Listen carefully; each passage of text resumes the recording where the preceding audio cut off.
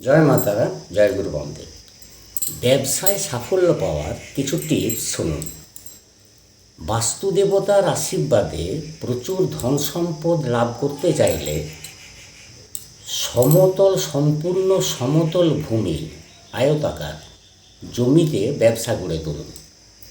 জমির দৈর্ঘ্য প্রস্থের দ্বিগুণ হওয়া উচিত, তবেই সেই ব্যবসার উন্নতি আসবে।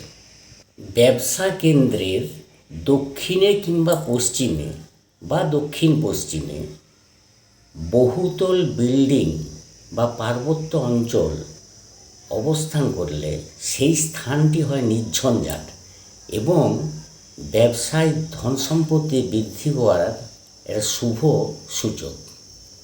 পার্বত্য অঞ্চল বা বহুতল বিল্ডিং অবস্থান করলে ধনাগমনের পক্ষে অত্যন্ত শুভদায়ক।